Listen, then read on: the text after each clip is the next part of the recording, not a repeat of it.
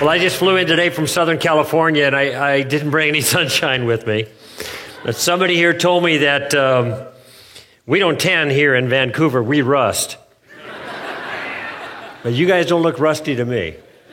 And the weather and rain has not dampened your spirits here tonight. And I'm thrilled to be able to spend some time together with you.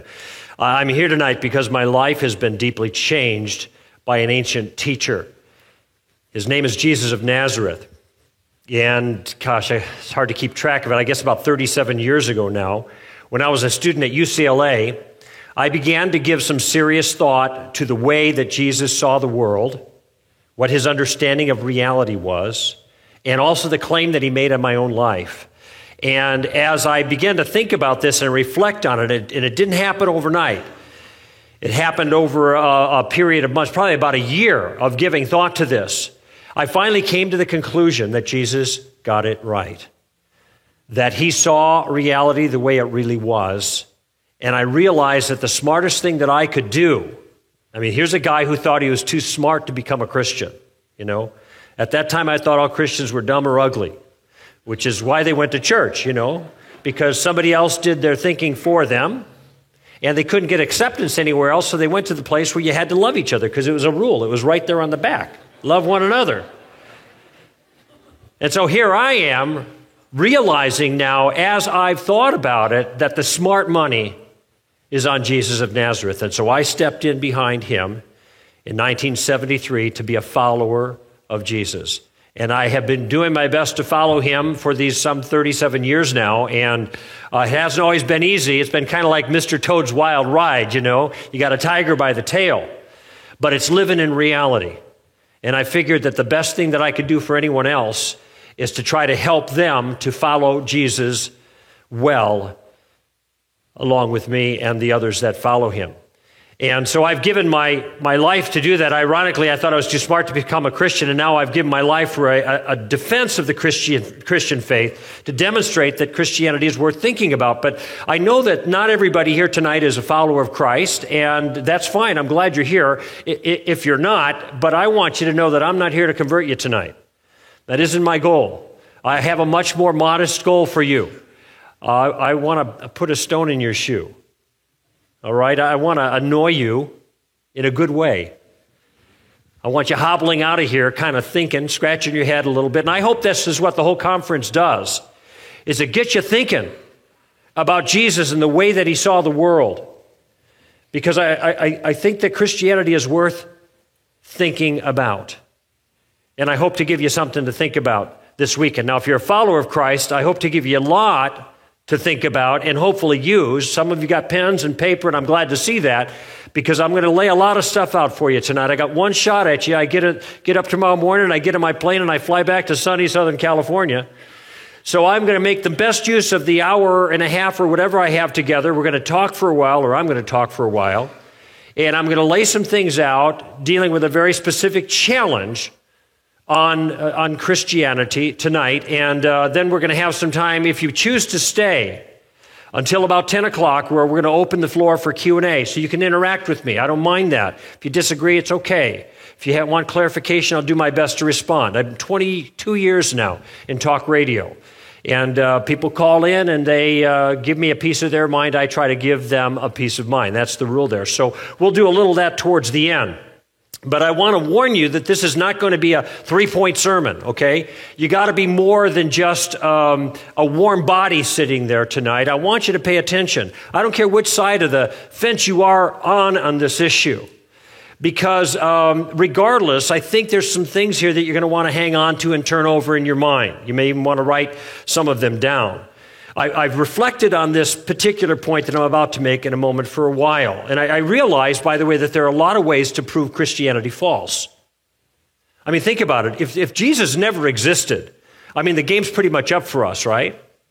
If there is no soul, well, then there's no afterlife, because there's no soul to go there.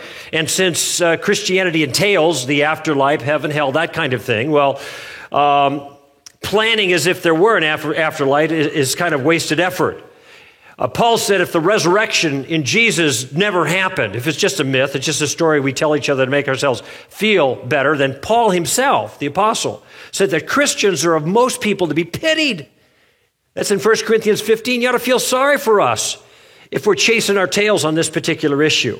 If moral relativism is true, in other words, if there is no objective morality, which is a popular belief of a lot of folks in our culture, and I mean our culture collectively, Canada and the States, if that's really true, if that stands up, then there is no objective morality. Well, then Christianity has sunk too. Because you look at it, Christians believe in Jesus as the what? Starts with an S. Savior, right.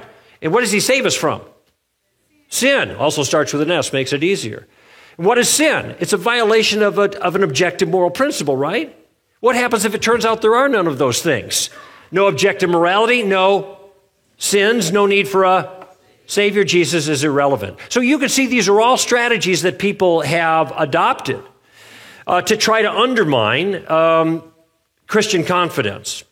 But there is a bigger target that seems to me to be easier to hit because it strikes at the very foundation of the Christian worldview.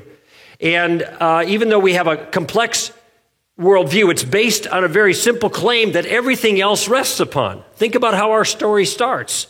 In the beginning, God. Now, if it turns out that that's a false statement, all the rest comes tumbling down. And so we shouldn't be surprised then when this becomes the target that a lot of people shoot at. And I think it's a noble enterprise. I mean, if you think that, in a certain sense, if you think that religion is a lot of hogwash and it's created a lot of problems, like some people claim, and the God thing is kind of at the center, let's go after that. And let's try to take that out. And of course, this is the aim of 4 atheists that have created no small stir in the last 6 or 7 years. Christopher Hitchens, Richard Dawkins, Daniel Dennett, and Sam Harris. Some have identified them or called them as the 4 horsemen of the apocalypse, as it were. But they're better known as the New Atheists. And they have all written books like God is Not Great, How Religion Poisons Everything. That's Chris Hitchens. The God Delusion by Richard Dawkins, Breaking the Spell by Daniel Dennett. And here's the title for Sam Harris's work, The End of Faith, Religion, Terror, and the Future of Reason. He also wrote a book called The Letter to a Christian Nation. And of course, these guys are on a crusade of sorts. They think not just that the idea of God is false. People have thought that way for a long time, and kind of the old school atheists thought that, obviously, and argued for that. Christians are wrong. But these guys don't just think Christians are wrong.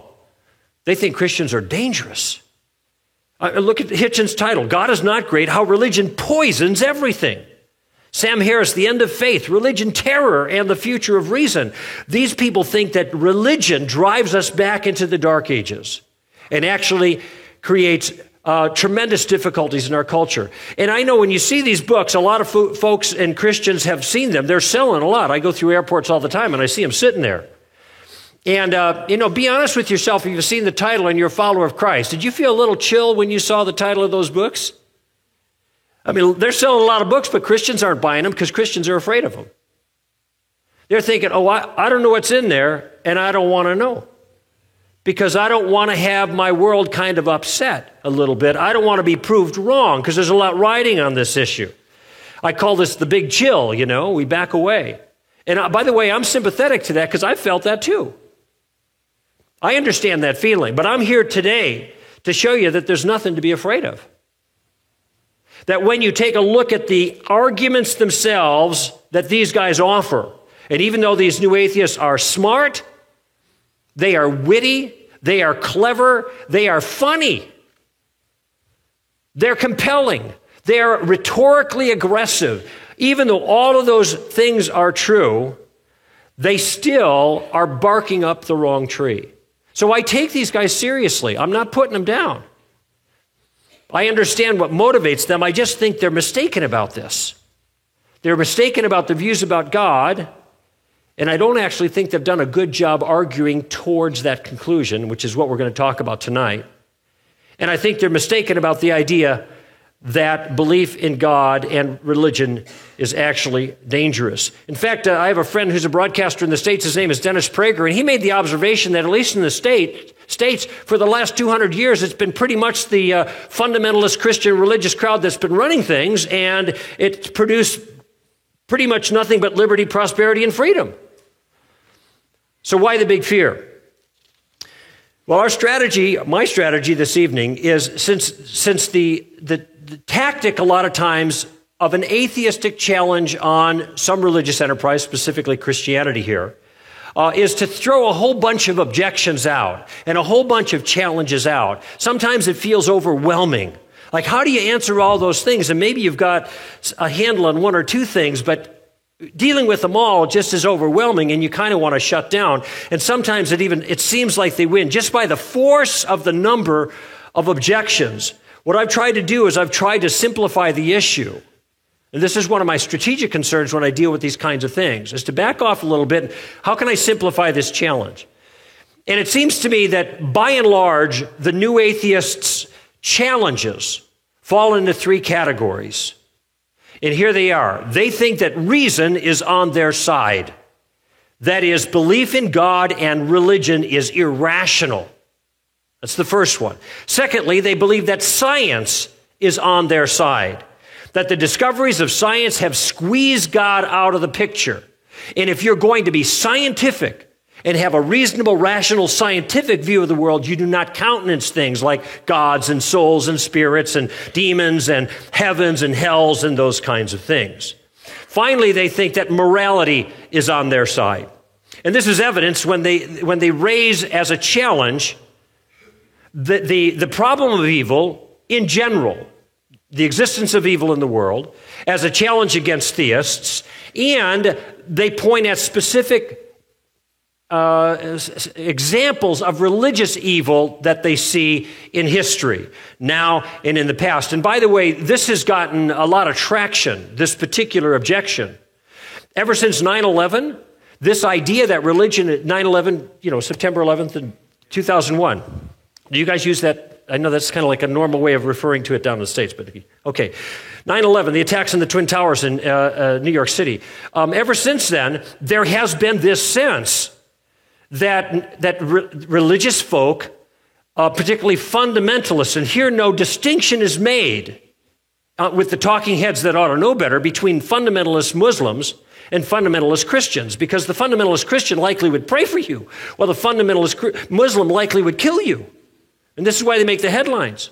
Now, it's not politically correct to say that, but that's the way it works out. This distinction needs to be made, but these guys aren't making the distinction. You're a fundamentalist, you're dangerous. And so that would include a lot of folks in this audience right here.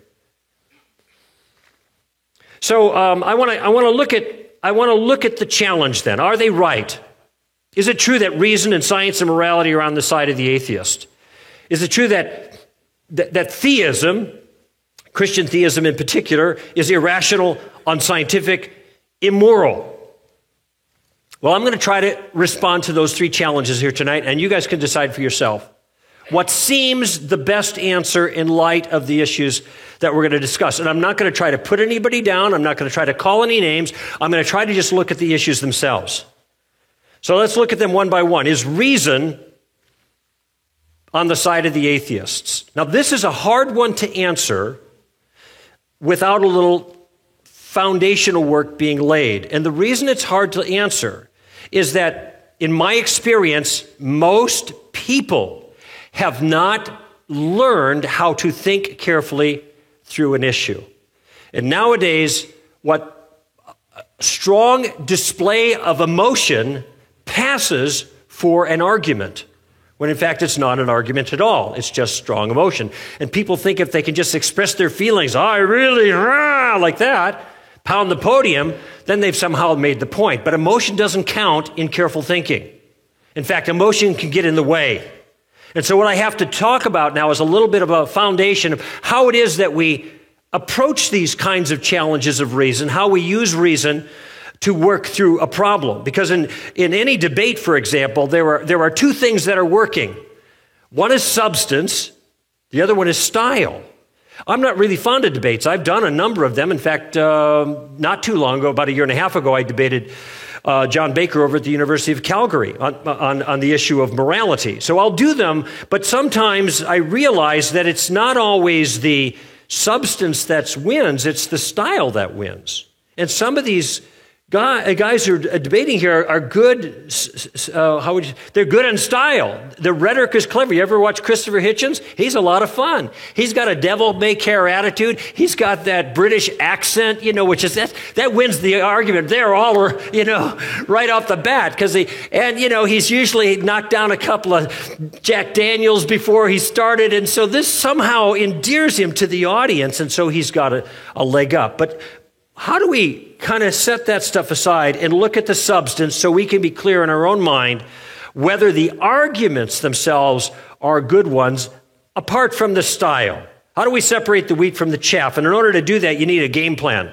By the way, just as an aside, it always strikes me as odd when people assume that reason and belief are somehow at odds with each other.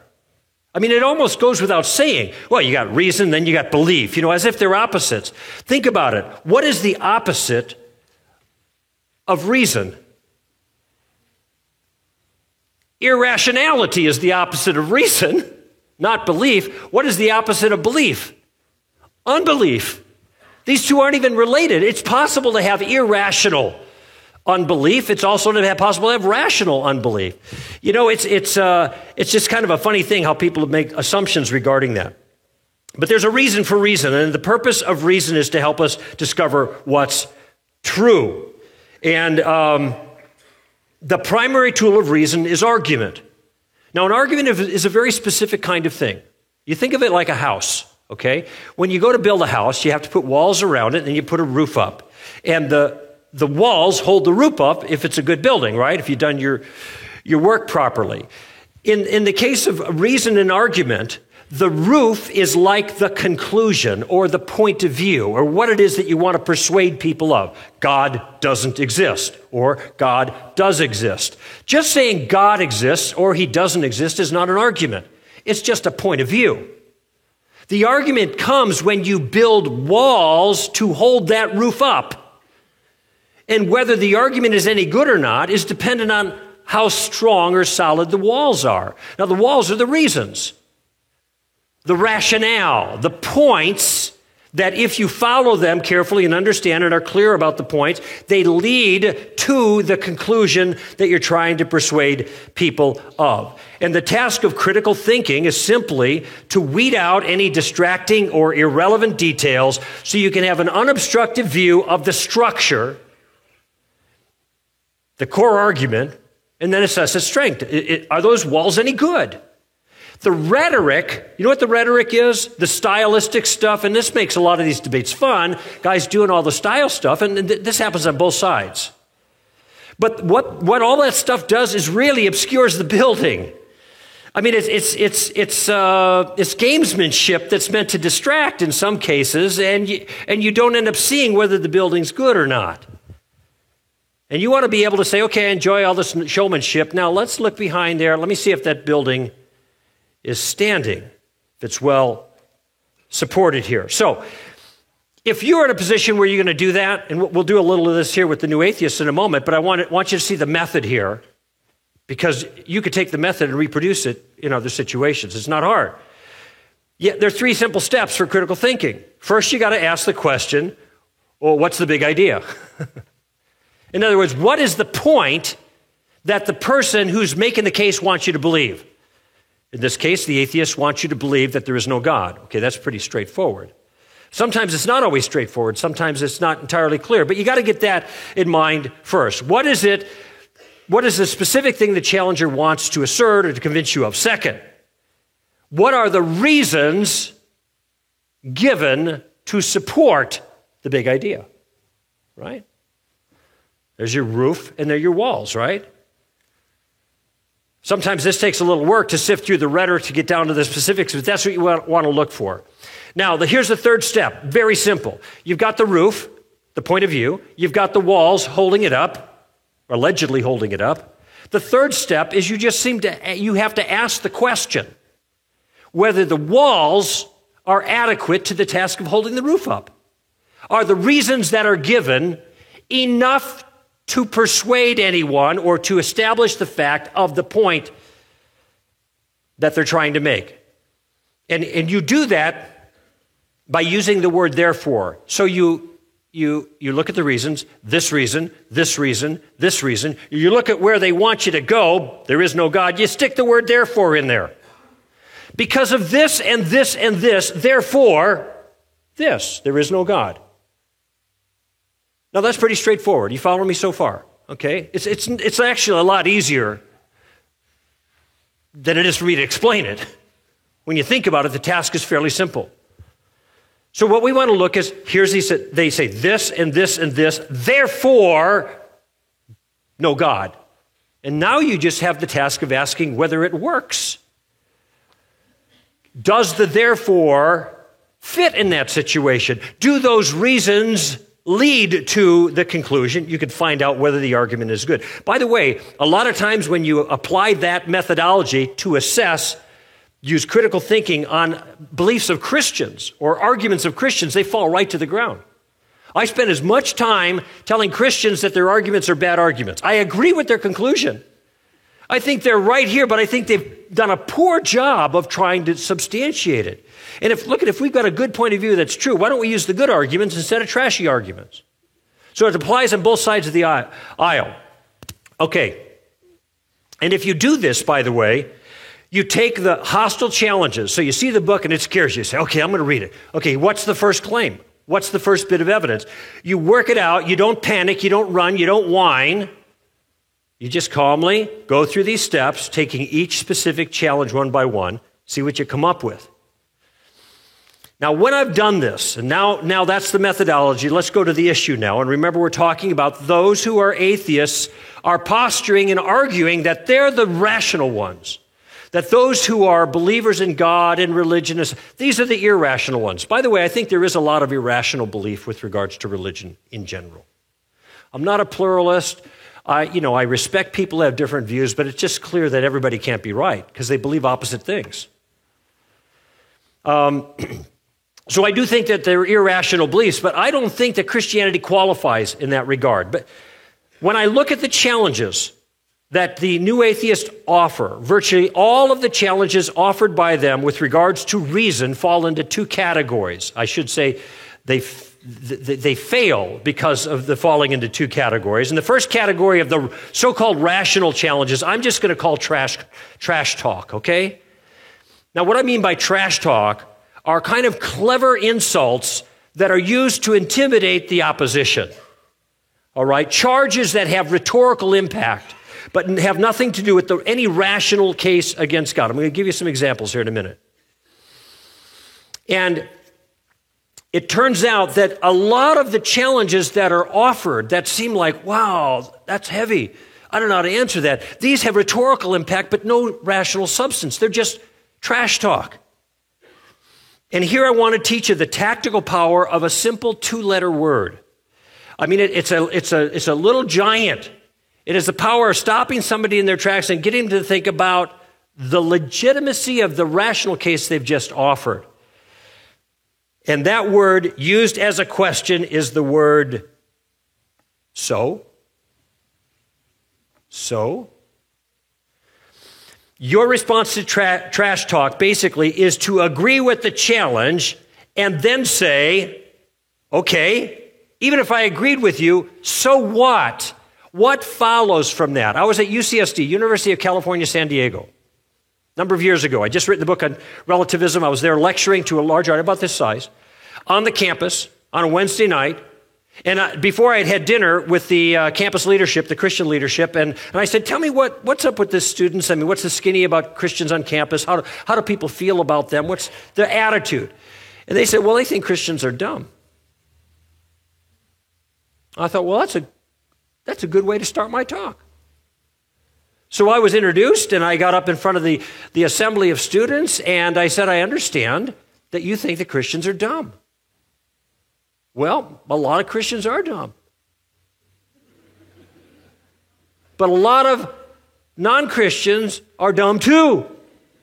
So I don't know what that gets you. I'm here tonight to show you that Christianity is not dumb. And here I'm using this tactic. What if it turns out that what you say is, and this is your challenge against us, what if it turns out that your challenge is accurate, the point you're making is accurate? What follows from that? Christians are dumb, therefore Christianity is false? Now let's do our thing. Christians are dumb, okay, we'll just give it to you, true. Therefore, there's our word, Christianity is false. Now let me ask you, do those walls hold up that roof? No, the conclusion doesn't follow from the premise. It's not adequate. People say, well, there's a lot of Christians who are hypocrites. Yeah. Well, actually, they put it this way. The church is filled with hypocrites. And so then I ask them, and when was the last time you were in church? I've never been in church. Well, then how do you know it's filled with hypocrites? That's just another kind of question you could ask. But let's just say the church was filled with hypocrites.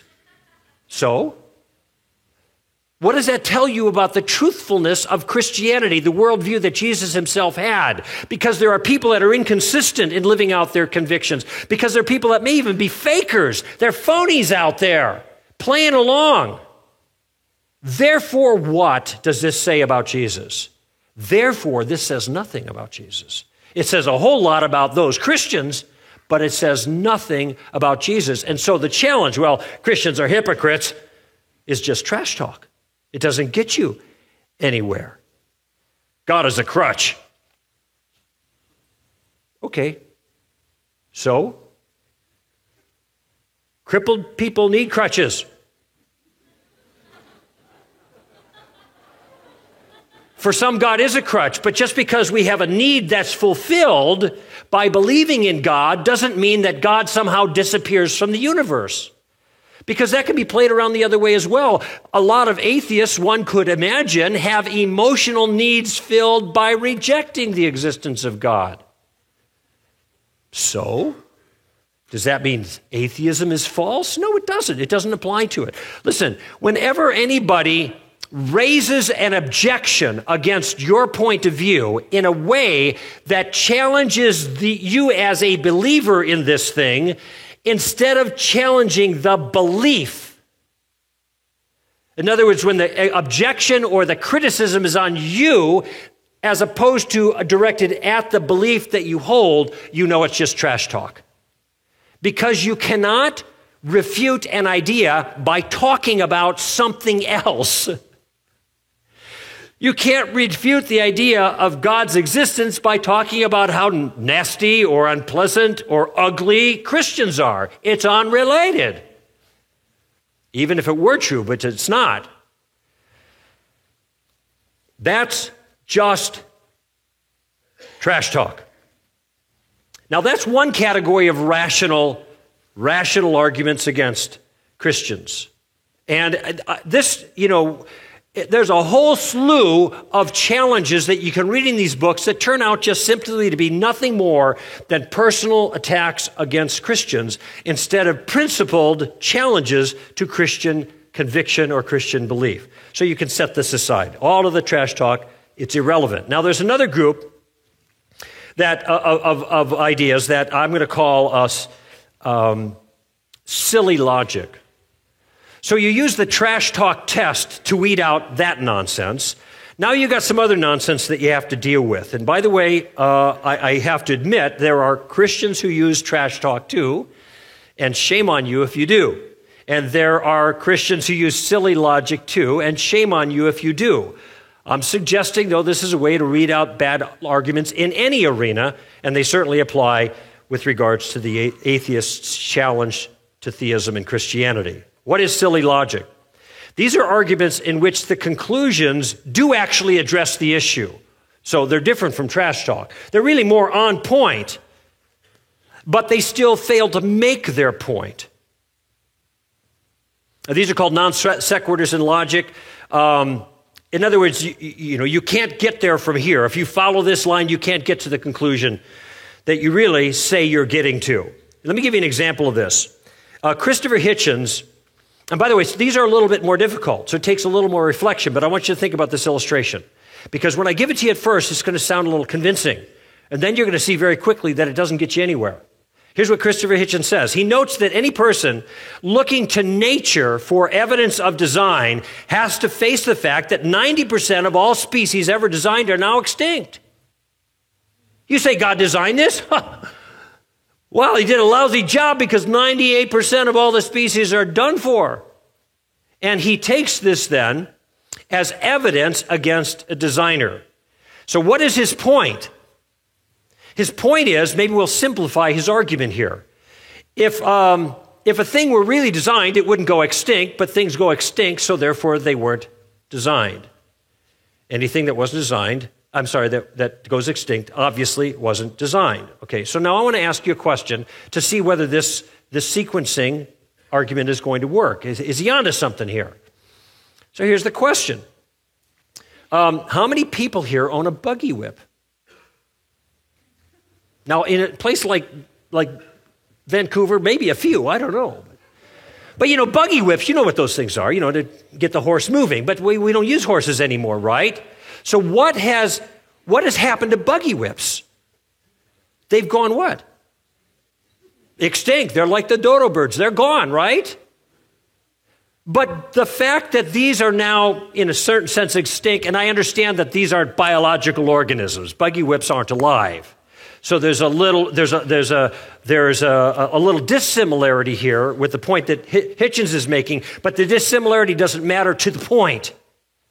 Because his point was, if it goes extinct, this proves that it wasn't designed. But there's all kinds of things that are designed or were designed, they're not in use anymore because the circumstances for which they were designed no longer pertain. So when you have biological things that were designed for a certain environment and that environment changes, this isn't the fault of the designer. It's just an acknowledgement that things change. And so then that living thing goes extinct. Point here, the fact that something goes extinct has no bearing on whether or not it's designed, as Christopher Hitchens suggests. That's silly logic.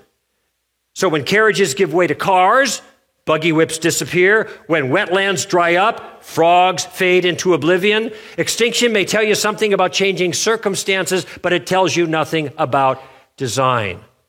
Hitchens, in this particular objection, I'm not saying every one of his is like this, but in this particular objection, has missed the point. He can't get what he wants out of his reasoning. It's an example of silly logic. Let me give you another example. And this is a very popular one in atheist circles. If I were an atheist, I wouldn't use this because I think it makes the atheist look foolish. There is an argument in favor of the existence of God based on the fine-tuned qualities of the universe. The universe is very finely balanced. I'm not going to get into that argument right now, but it's called the teleological argument or the fine-tuned argument, whatever. And it's compelling to a lot of people, and many atheists have been won over by this because the evidence is strong. But there is a rejoinder that atheists will use to this argument, and that is, okay, you say that God made the universe. Okay, who made God? Now, I'm using a little tone of voice there to make it sound a little silly, but the reason I do this is because this is the kind of question that children ask. Because they don't know any better. Now, Richard Dawkins thinks that's a virtue of his argument. He said, even a child knows to ask this question. And my response is, yes, a child knows to ask this question because it doesn't know why the question isn't appropriate. It's also, who designed the designer is another way of putting this. I did a 3-hour national radio debate with Michael Shermer, who is a very well-known American atheist, who is the editor of Skeptic magazine. And I knew this issue was going to come up because he springs it, and they know better, they ought to know better, but I knew it was going to come up, so I was ready beforehand. And this is, if you get involved in these things, or you think you might, a good thing to do is to try to think in advance of what might they challenge me with, and then how would I respond it? Because you don't have to plan on being quick on your feet. You just plan in advance. And so I had this worked out. And here's what I said, because Michael raised this issue. And I said, listen, Michael, you don't believe God exists. So you don't believe anybody created God. I believe God was eternal. Therefore, I don't think God was created. In other words, nobody in this conversation believes God was created. So why are you asking me who created God?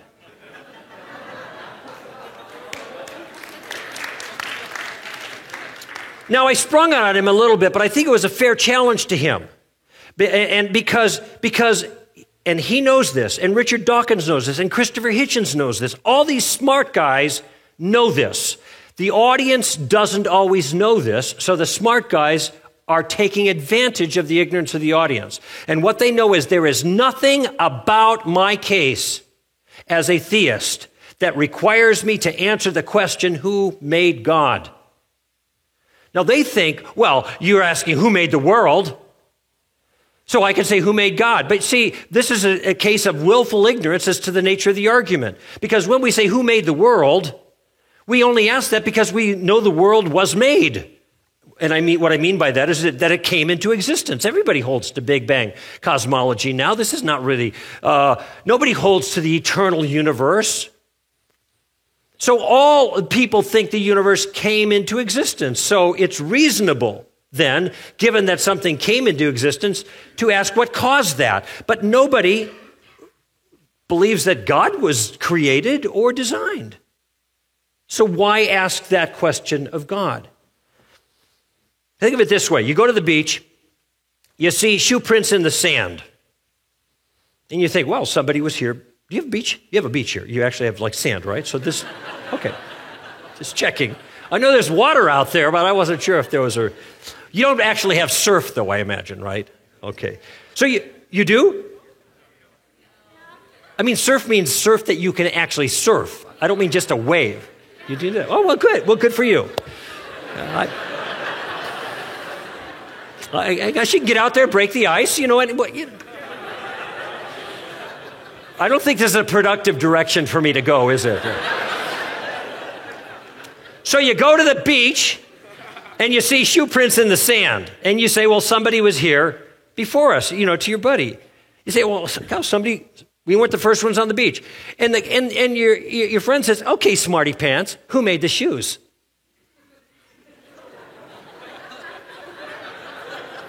Well, you're laughing because you realize when put that way, you see how silly this is. Are you justified when you see shoe prints in concluding that someone was walking there? What do you say?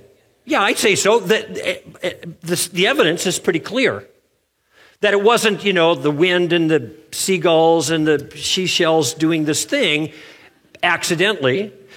This makes sense. But you realize also that you are within your rights concluding that it was made by someone even if you don't know the maker of the shoes.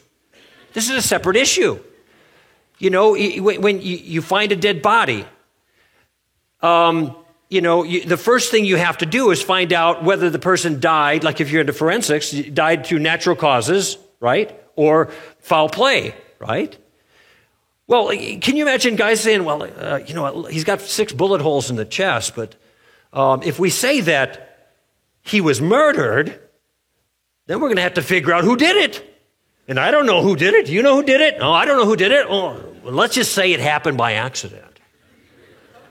First, you have to determine there was an agent involved before you start asking the question, who is the agent? That's the right order. And so to fault Christians because they're arguing from evidence that there was someone, you know, behind the curtain, as it were, making things happen, monkeying with, leaving fingerprints around, giving evidence of design. To fault them because they haven't answered the question, who made him, misses the point entirely. This is silly logic. You don't need to know who the manufacturer was to know that the shoes were manufactured or something like that. You don't need to know who the creator designer was in order to be able to see whether something was designed. This is not a sound way of arguing. And like I said, if I were an atheist, I would never say, well, then who made God? As if like I'm scot-free now. I've just ended it. I've defeated the whole theistic worldview. It actually sounds silly to say that. But these guys do it, and they get a lot of traction out of it. Okay, so it turns out when you take all of the trash talk and you remove that, and then you remove the silly logic, there's not a whole lot left. In fact, just about the only thing left that's a substantive, on point, rational argument against God turns out to be the problem of evil. Now, I will talk about that in just a bit, but it turns out that the problem of evil does not help the atheist. It actually buries the atheist, as I'll show you. But I want to make a contrast here with the atheist and the theist on this particular issue of rationality.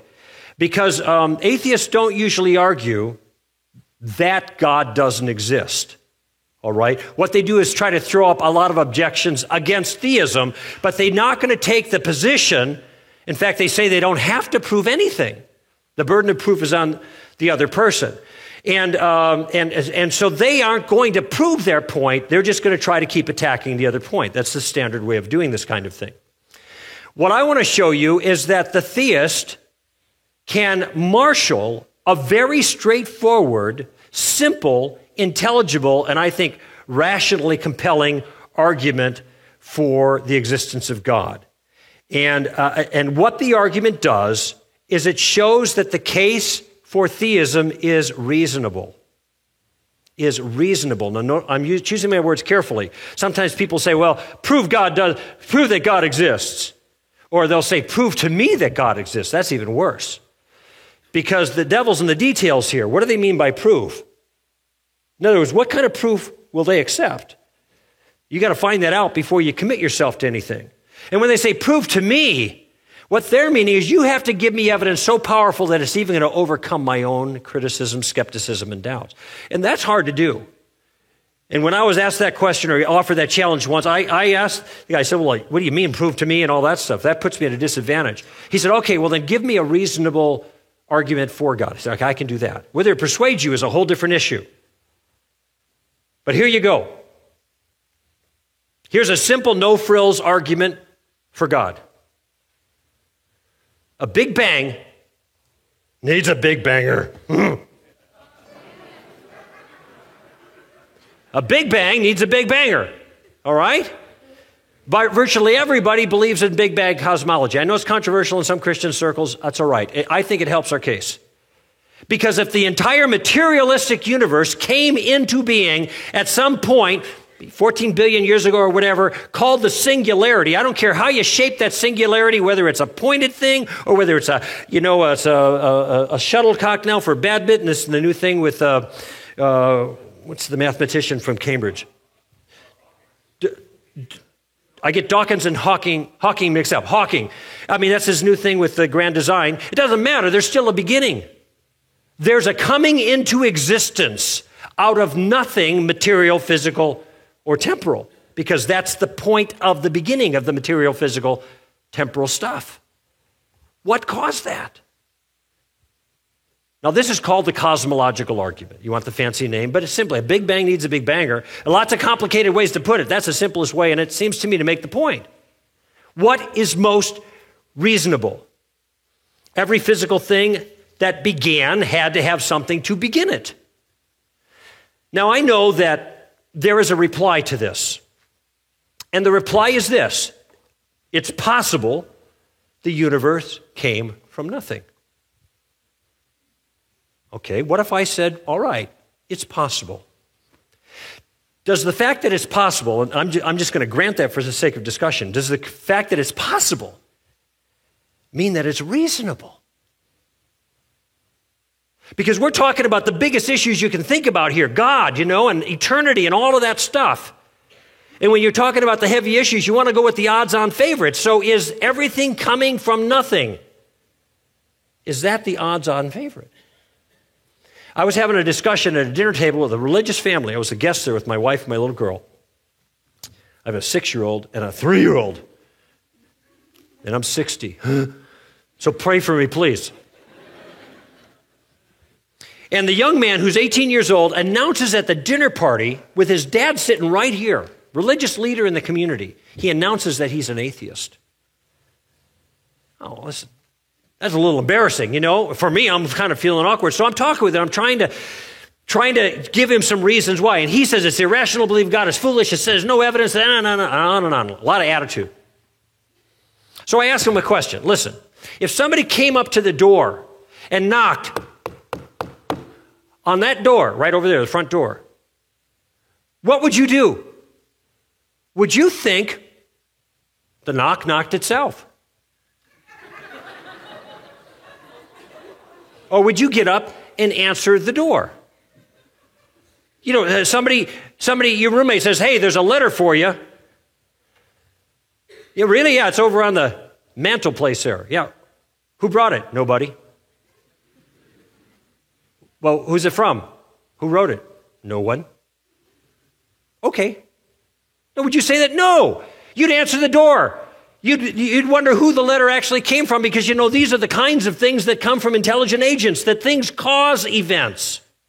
And you'd want an answer to the question of what caused that. It was adequate to the effect. And as God is my witness, I mean, he wasn't having any of it. He was not interested in being persuaded at all, completely dismissed it. And as God is my witness, 10 minutes after this conversation,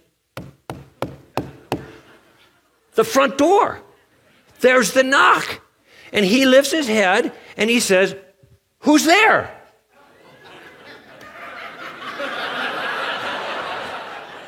And I said, no one.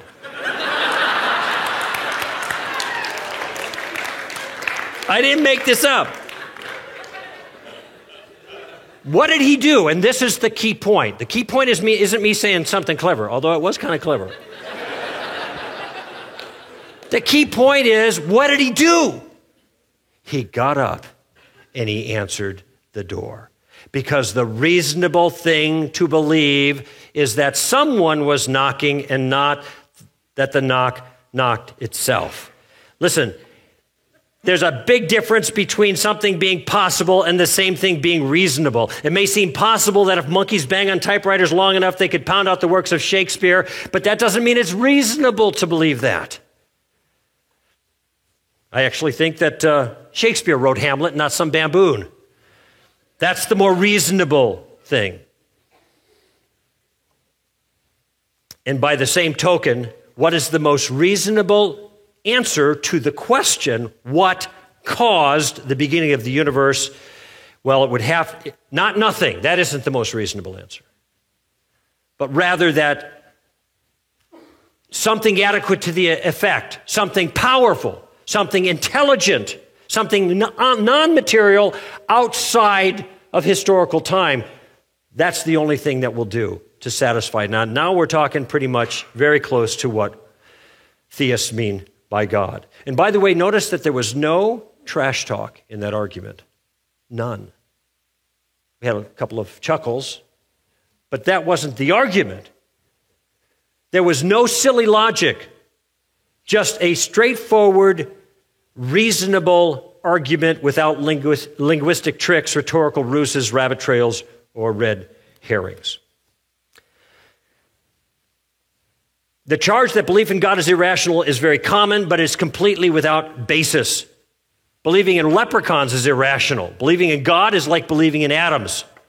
You follow the evidence of what you can see to conclude the existence of something you cannot see. The effect needs a cause adequate to explain it. Is reason on the side of the atheist? No, reason is on the side of the theist. Does this prove that we're right and they're wrong? Well, it kind of depends on what you mean by proof. But this looks pretty good for me. It's good enough for my money. What about science? Is science on the side of the atheist? And these next 2 points are going to go much quicker because I want to give you a break here coming up, and then we'll have some Q&A. Is science on the side of the new atheists? The new atheists think that science has somehow disproved God. This is an amazingly simple charge to respond to. There are actually two serious problems with this, but we may not get to the second one. Let me just give you the first one. I need to ask you a question. Can you weigh a chicken with a yardstick? Now, I live in Southern California. Got a lot of engineers down there for aerospace, and I know what they're thinking. They're thinking, I can take that, make a balancing beam out of it, and I can do one of these things. No, that's not what I'm talking about.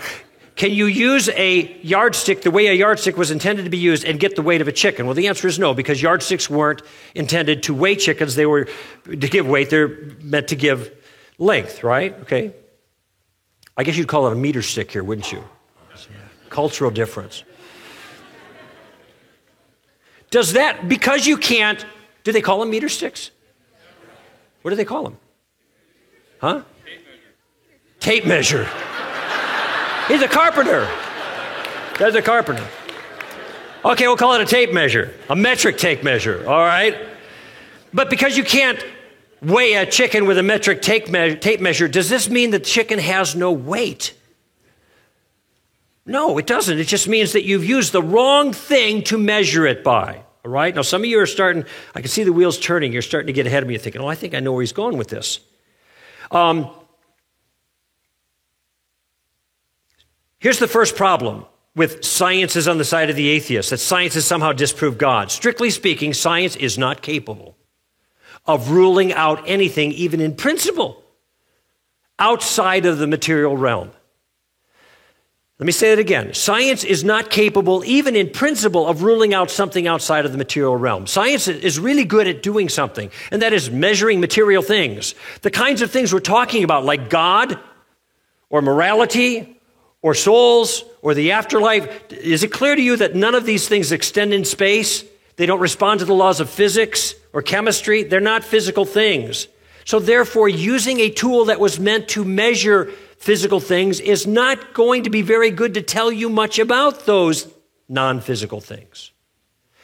Certainly, you cannot disprove the existence of non-physical things like gods and spirits and souls simply because a physical measuring tool does not give evidence for it. I mean, this is the weirdest kind of category error. Actually, Time magazine made a mistake in a cover article that they did on the existence of the soul. I mean, they had a half an issue just devoted to this, long issue on consciousness, because consciousness is a real weird thing. Consciousness, like your awareness of yourself, that's consciousness. Now, materialists, like the New Atheists, they want to reduce consciousness to something physical because their story doesn't start in the beginning, God, obviously. Their story starts in the beginning, the particles.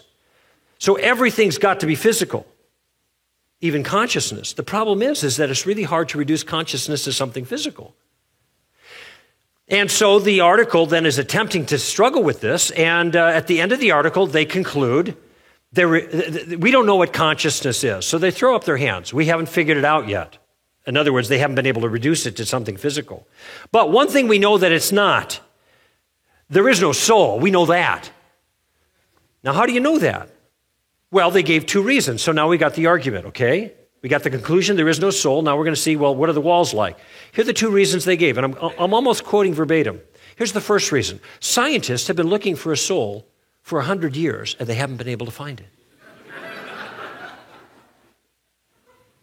Second reason, there is no conceivable space in the brain for the soul to fit. That is an exact quote. Now, you see the difficulty already. It's like saying, you told me there was an invisible man in your house? Well, I went in there. I didn't see him anywhere. I looked under the bed and I checked in the closet out in the garage. No invisible man. Well, of course, this doesn't prove that invisible men exist, but you can see how that's the wrong way to show that they don't exist. And by the same token, if a soul exists, it's not physical. And if it's not physical, it doesn't need any space to fit. And so this argument just misses the point entirely. So in answering the challenge of science, this thing is cut off at the legs, this challenge against theism, because science is not even capable of foreclosing against any non-physical thing. It is not equipped to do that.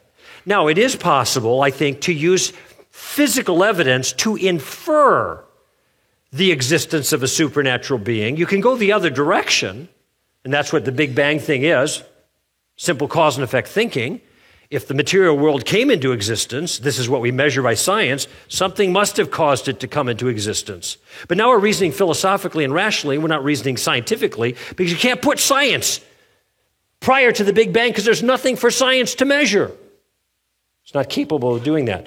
But that natural limitation of science is not a problem. It's just a natural limitation. There's another difficulty here, and I'll just sum it up real quickly instead of going into details. Science has not proved that there is no God, nor supernatural or soul. They have assumed it. It has become an operating principle. They have simply assumed that everything follows a naturalistic pattern of cause and effect. And by the way, most things do.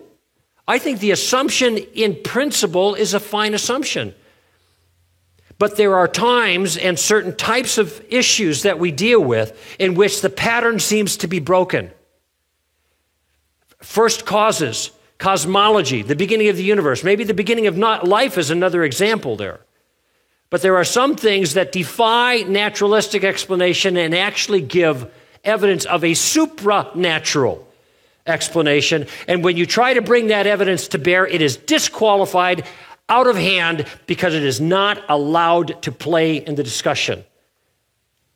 Not because the scientific methodology isn't good, but because you came to the wrong kind of conclusion.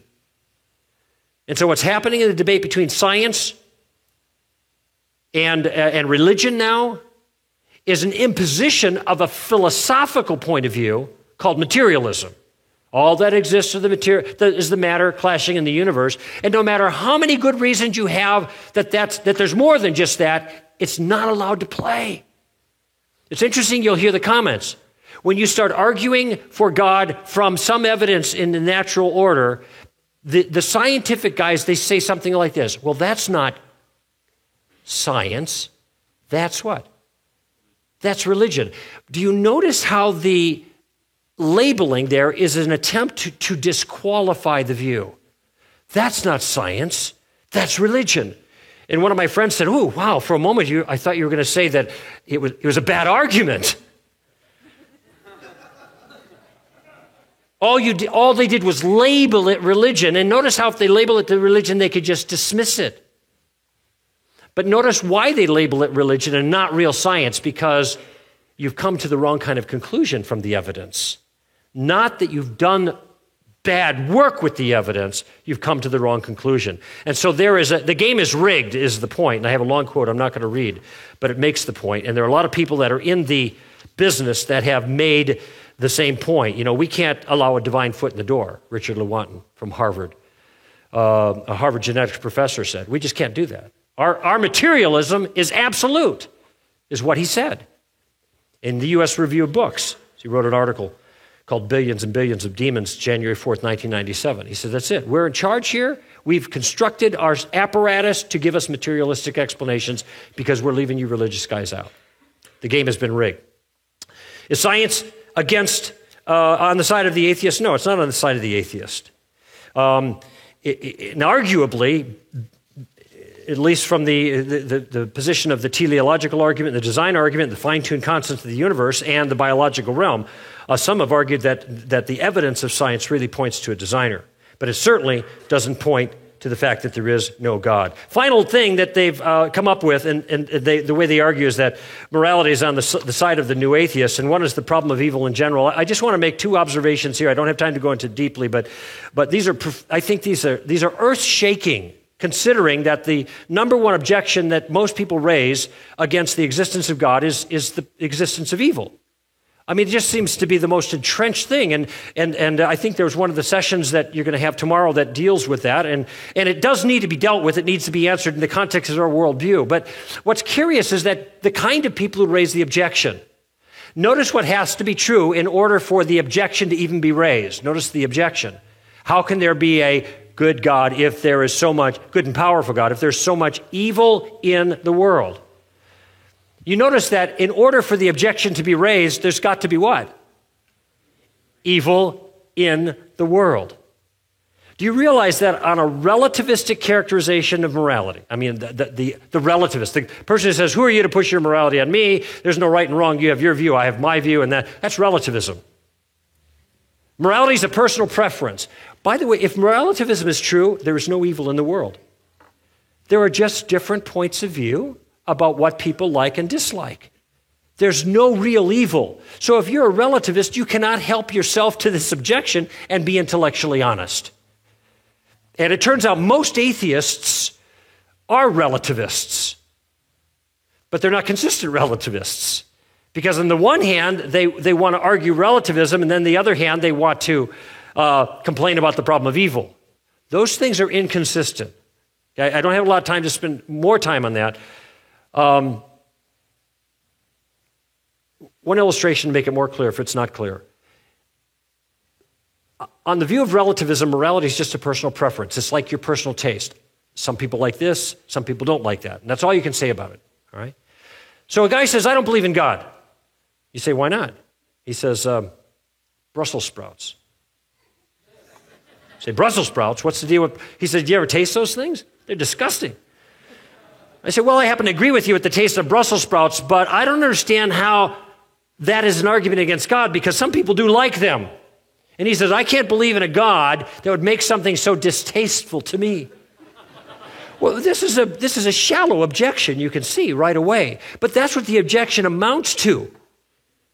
When a person objects to the existence of God based on the existence of evil, when they're relativist. How could God allow these things that I don't prefer? So if you're a relativist, this argument can't even come up if you're honest. But let's just say you're going to bite the bullet and say, okay, there is objective morality. Then I'm going to ask, what is that? When you say things are evil, what do you mean? And people say, well, like murder and rape and, pillaging and, George Bush or whatever. So, no, what you've done there is you've just given examples of things you think are evil. You haven't explained to me why you think, what makes those things evil? What is evil? And when you reflect on it for a little bit, you realize, well, evil is when things aren't the way they should be. I don't know if anybody here is a bowler, but how do you probably know how you can tell a good bowler from a bad bowler, right? How? The score, right? People have low scores in bowling, bad bowler. High scores, better bowler. Notice that to say good or bad, better or worse, requires some scoring system. If morality is objective by which we say things are good or bad or better and worse, there has to be a scoring system that we're referring to be able to point to something like rape or pillaging or whatever as an example of a bad, evil thing, and Mother Teresa maybe as an example of something good. We're implicitly comparing them to some kind of standard. Now, my question is, if morality, objective morality here requires a standard, and objective morality is the only kind of morality that you can raise the problem of evil, then where did the standard come from? Where did the rule book come from?